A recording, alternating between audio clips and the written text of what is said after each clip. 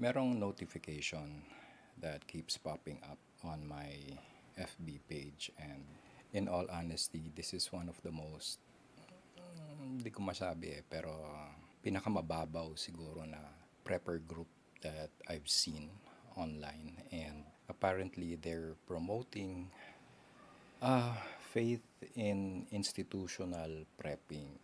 Yan. Yun na yung term ko ngayon. Institutional, what do I mean by this? It means na any organization na mainstream na nagpo-promote ng prepping in a very superficial way.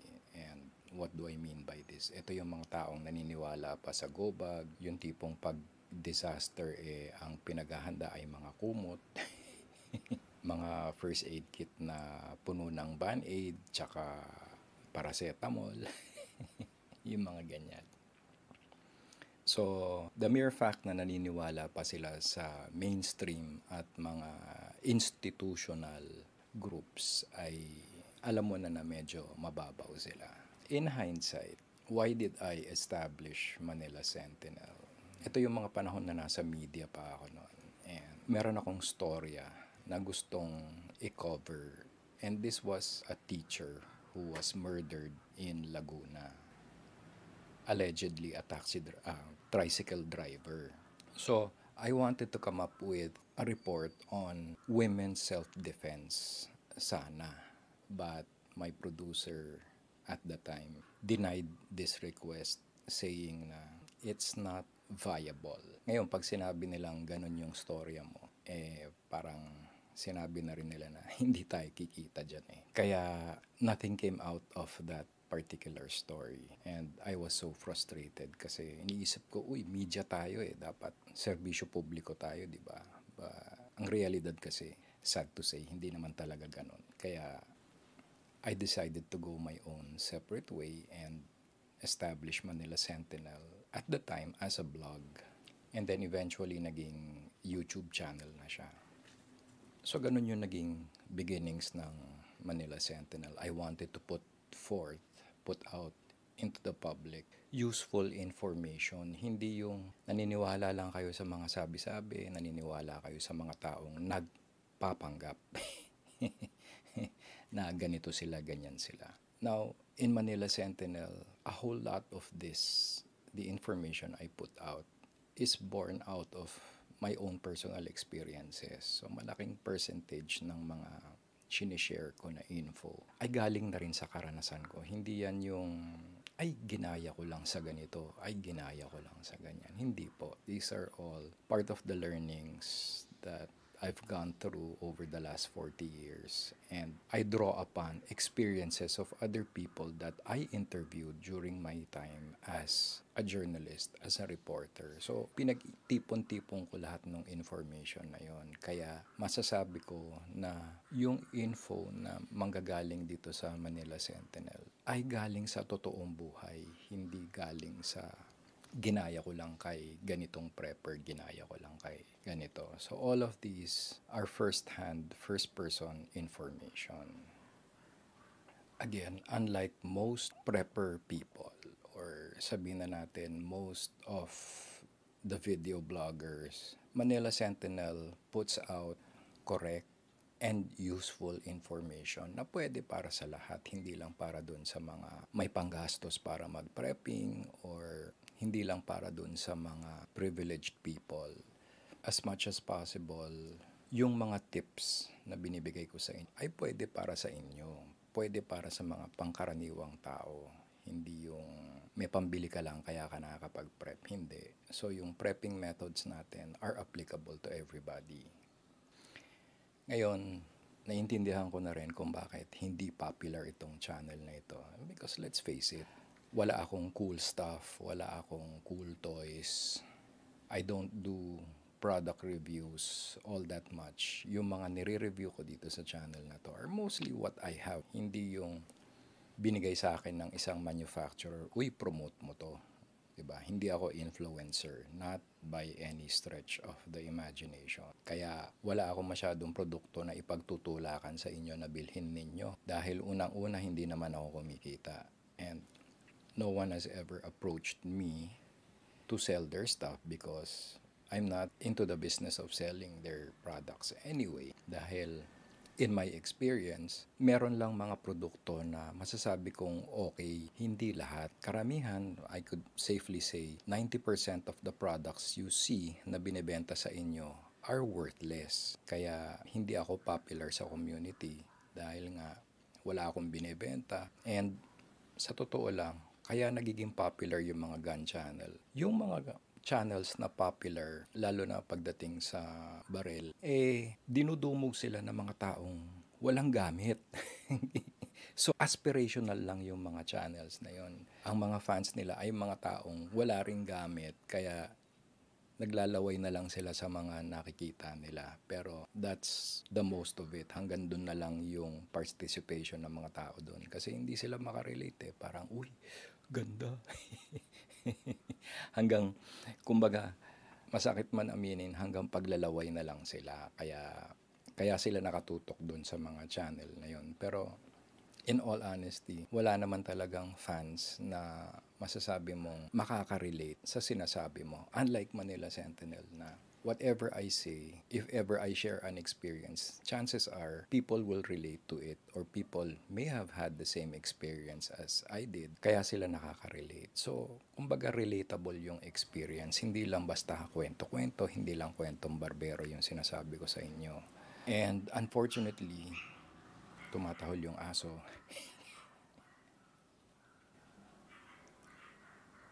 Anyway, unfortunately, much as I would want for this channel to be popular, it's not.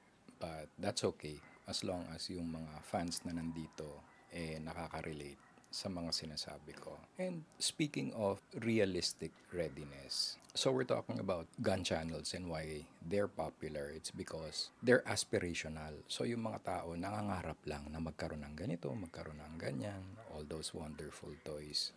And speaking of wonderful toys, ganyan din ang epekto ng mga gun shows, di ba? Bakit dinudumog ng tao ang mga gun show? And usually, yung mga dumudumog sa mga gun show ay yung mga taong walang baril or yung mga taong nangangarap lang na magkaroon ng baril pero walang kakayahan na makabili ng baril. Magpakatotoo na lang tayo. Kumbaga, candy store na lang laway-laway. Or sa Bisaya, tanaw-tanaw na lang. Kaya gun shows are really meant for the first time buyer, hindi para sa mga kagaya namin na sanay ka na Parang, for me, what I look for in a gun show is what's new, what more is there. I've had a lot of opportunities to handle several types of firearms, diba? With my associations noon, meron akong opportunity to interview military guys, law enforcement guys, and shooting enthusiasts. Kaya nagpapahiram sila sa akin sa ng mga gamit nila. Kaya nakakatikim akong makaputok-putok paminsan-minsan. And after you've experienced all that, medyo ang hinahanap mo, ano yung bago? What does technology have to offer? What does the market have to offer? That's new. Hindi yung same old thing all the time. Himas-himas ka na lang doon, laway-laway ka na lang doon. Wala na ring bago. Kasi let's face it, in reality, under the law, ilang baril lang ba ang pwede mong ma-acquire legally? 'Di ba? So, kumbaga yung type 1 license mo, hanggang 2 lang.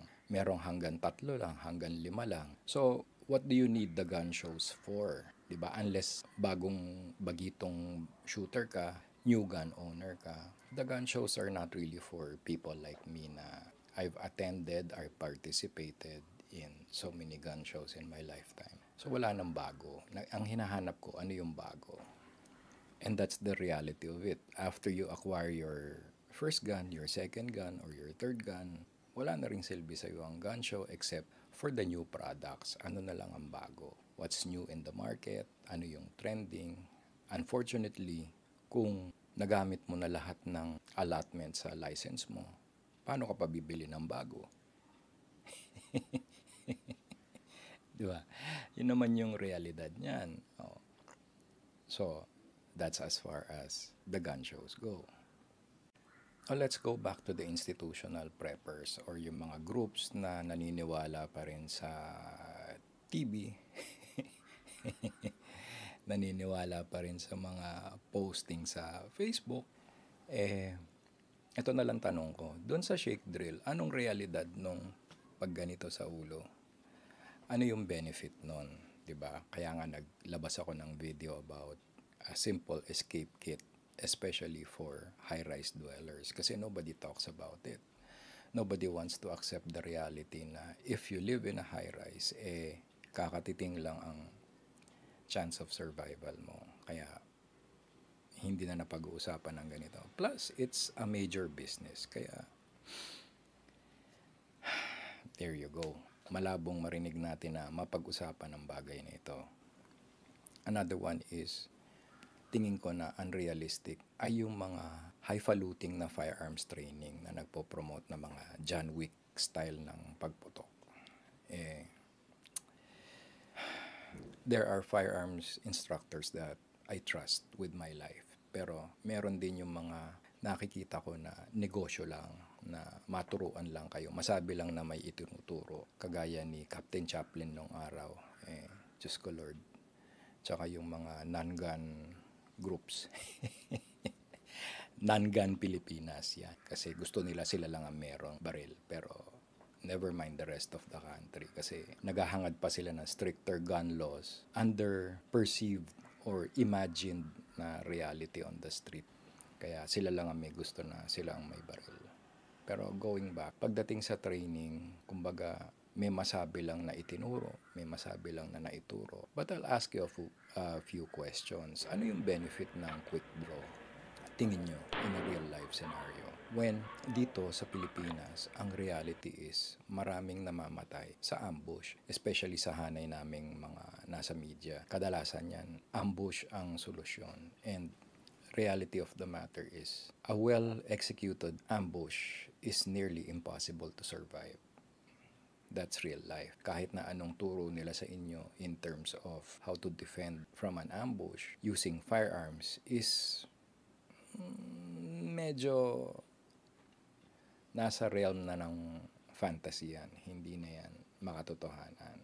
And don't take my word for it, pero tignan nyo na lang sa dyaryo, ilan na yung mga storya ng mga inambush at ilan yung nag-survive. Yun yung totoo.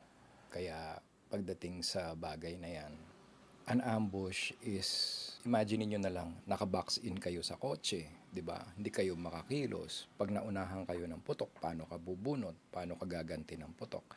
And usually, when an ambush happens, napapaligiran na kayo. So, kahit na may baril ka, kahit na may gamit ka, kahit na may bodyguard ka, kung inuna yung bodyguard mo, inuna yung driver mo, saan ka pupunta? Di ba? You're boxed in. You're a fish in a barrel. So, easy picking ka na lang doon. Think about that. Again, another example of unrealistic training.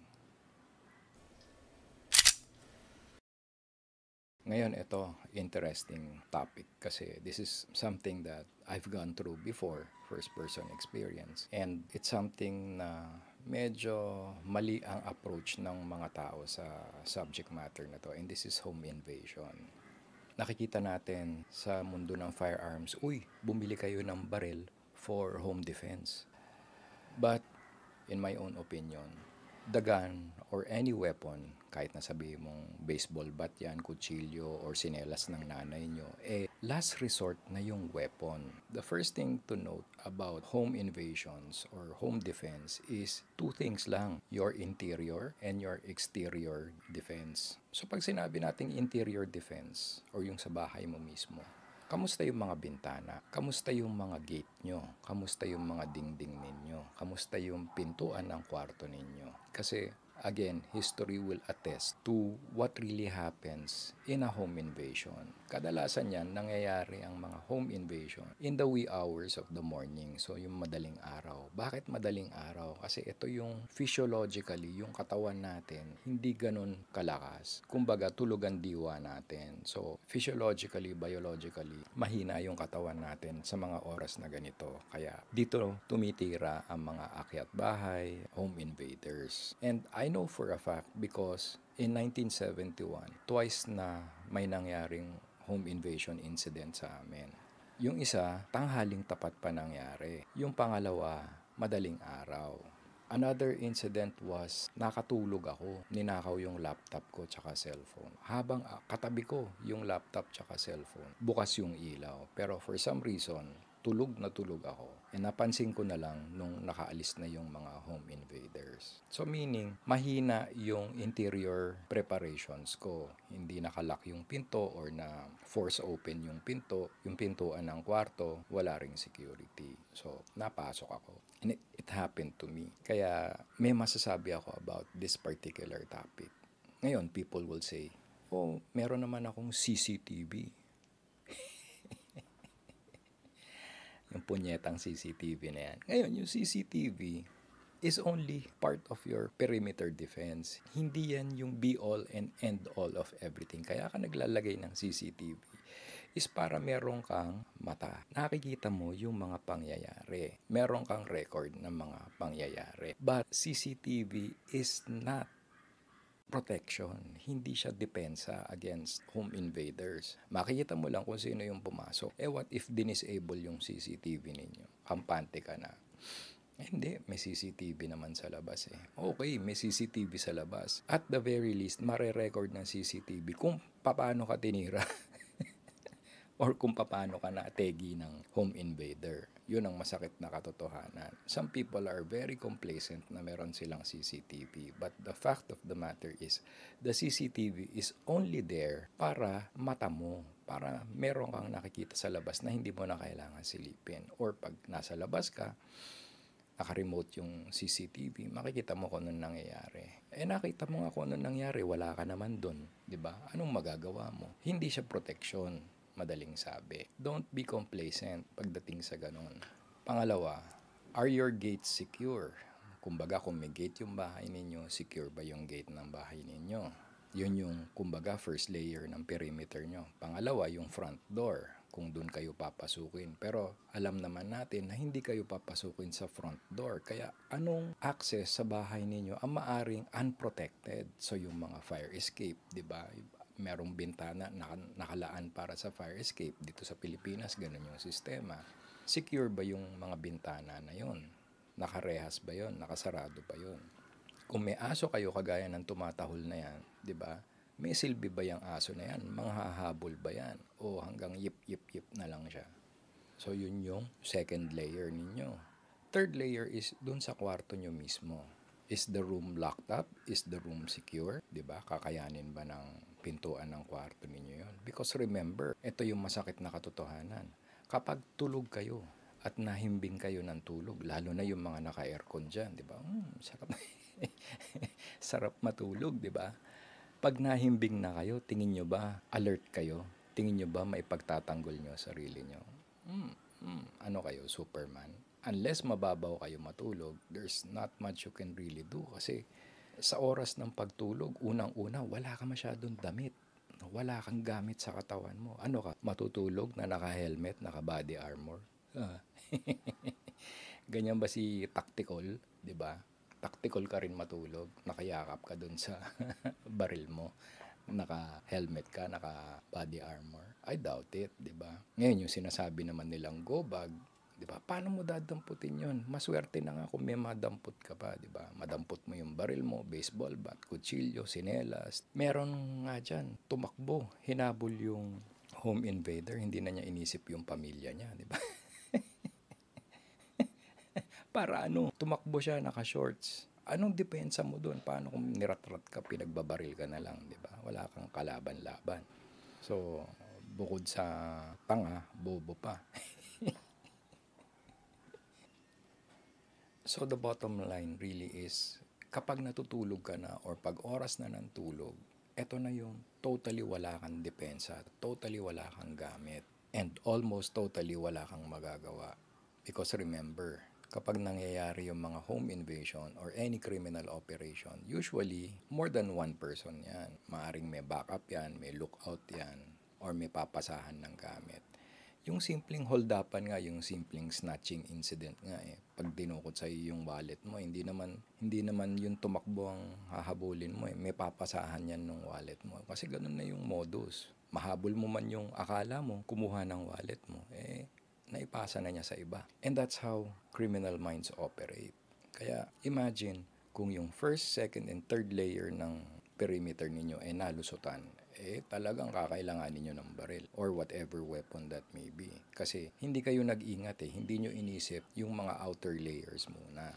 Ngayon, people are so wrapped around buying guns for home defense. Ano ba magandang for home defense? Ganyan. Pinakamaganda for home defense, yung gagastusin ninyo para sa pambili ng baril, gastusin ninyo sa pagpaayos ng gate nyo, sa pagpaayos ng front door ninyo, sa pagpaayos ng mga hidden access dun sa bahay ninyo, yung mga pwedeng malusutan. Yun ang pinaka-importante, diba? Lalo yung mga fire escape or mga bintana na napabayaan ninyo. Yun ang puntiryahin ninyo, hindi yung may stress out kayo thinking of which gun to buy or which gun for home defense. Hindi yun Hindi yun dapat. Unahin nyo muna yung internal defenses ninyo. So, ano yung external naman ngayon? Marami. Obserbahan nyo yung mga kapitbahay ninyo. Obserbahan nyo yung kalsada. Saan kayo pwedeng daanan? Saan kayo pwedeng pasukin? Saan pwedeng makalusot? Ang sino man na may nagtatangka sa inyong manloob. Yun yung mga isipin ninyo. So, if this street leads to this alley, saan sila pwedeng makaakyat. Doon sa tinitirahan ko dati sa Antipolo, may sanga ng punong mangga na nilulusutan ng mga gagong.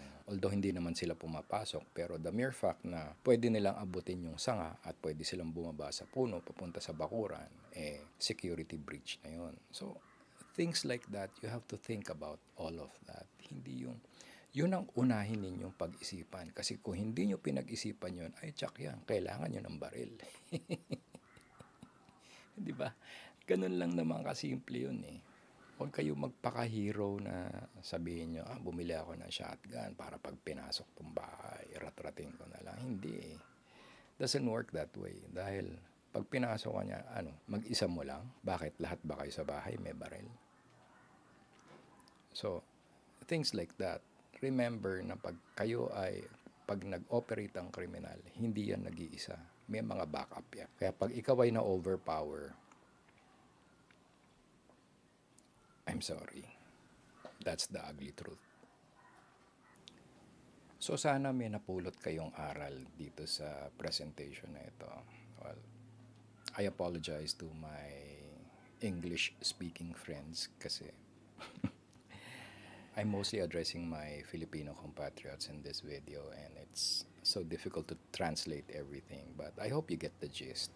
So, for those of you who consider yourself as preppers, mag-umpisa na kayong maging realistic kasi I'm telling you, lahat ng ginagawa nyo ngayon are based on fantasy, based on illusion. And the minute you realize that what you're doing or your philosophy is all wrong at this point, is only the start of your journey. Kaya medyo isip-isip na kayo kung nasa ang landas ba kayo papunta. Kasi again, sinasabi ko nga, prepping breeds complacency. The CCTV breeds complacency. Diba? May CCTV naman ako. At least makikita sa CCTV kung paano ka chinugi ng akyat bahay. But anong silbi nun? Defensively. Wala. Hindi siya protection at all. So, I hope this will open up your mind, hindi yung criticize me for this and that. I know this channel is not popular because of my radical views and I don't really give a shit.